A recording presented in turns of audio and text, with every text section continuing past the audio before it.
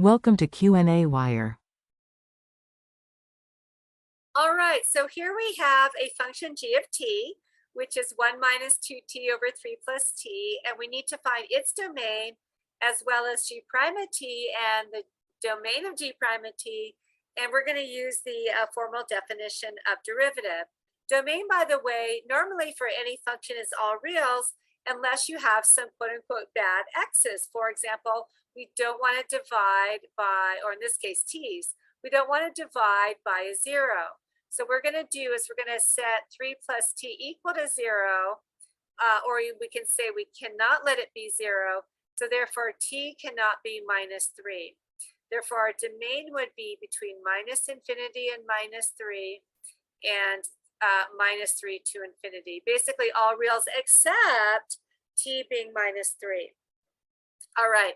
Well, let's go ahead now and solve for our derivative using definition of derivative. Okay, so g prime of t is equal to the limit as h goes to 0 of g of t plus h minus g of t all over h. All right, so that's our formal standard definition of derivative. Let's go ahead and apply it then to our function.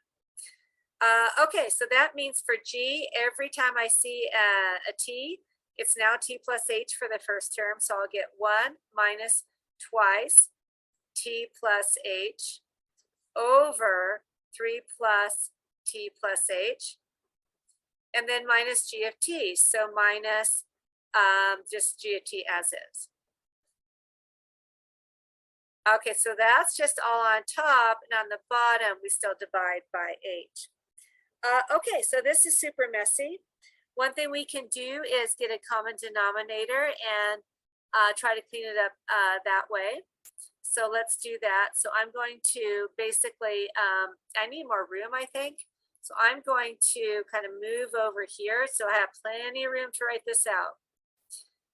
Okay, so we are going to multiply the left fraction by 3 plus t over 3 plus t.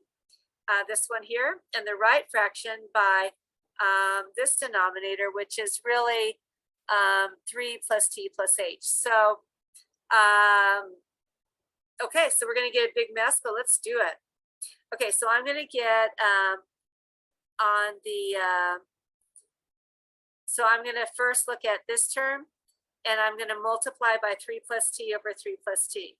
That'll give me 1 minus, at the same time, I'm going to distribute that 2 just to kind of clear that up. Okay, so on the top, we multiply by 3 plus t, and we're going to have a common denominator. So this whole big denominator will be 3 plus t plus h times 3 plus t. Okay, but I need to now work with this one.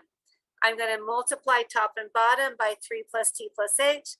So I will get minus 1 minus 2t times 3 plus t plus h. Wow, right? What a mess. So now I actually need to distribute unless I can recognize any terms that are going to cancel out. That will save me some work. Let's see if there's any obvious terms. Might be hard to do because I still need to kind of FOIL it all out. Let's see. Well, I think I'm just going to FOIL it out. There's just so many terms. Okay, so limit h, well, I'm going to do it below because I'm really going to need a lot of room here. And that was a closing parenthesis. Okay, so here we go. Limit h goes to 0. We're going to do a huge FOIL. So I'm going to take 3 times everything there. And then I'm going to take, so basically all the parts. And then I'm going to do the same thing with t. So let's keep track. So I can have 3 minus 6t minus 6h. That's doing the in red. Now I'm going to do the same thing, but t gets multiplied by all 3 parts.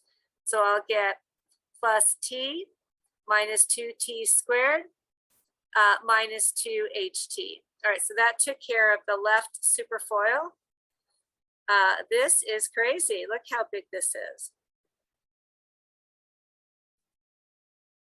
Okay, now on the right, we're going to do the same trick. But this time I'm going to do 1 times each of the terms. And then I will do the minus 2t times each of the terms. We have a minus in front, so we have to distribute that as well. So they'll give me minus 3 minus t minus h. Now I'll do the minus 2t, what's double negative, so it's plus 2t times. So plus 6t plus 2t squared plus 2th. That is amazing. Look at all those terms. Okay, let's look for cancellations. I get a plus 2t squared and a minus 2c squared. Goodbye. So we got a plus 2th and a minus 2th. Another goodbye. Yay. Okay, we have a plus 6t and a minus 6t. And we have a plus t and a minus t. This is exciting. So much is going away. And all right, so then I think we're left with the limit as h goes to 0 of, let's see, we have the 3's cancel. Yay. So we're down to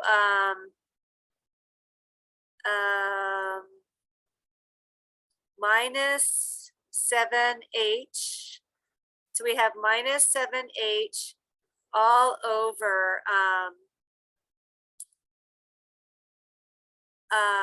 I forgot to divide by, oh, this is terrible. I forgot to divide by h.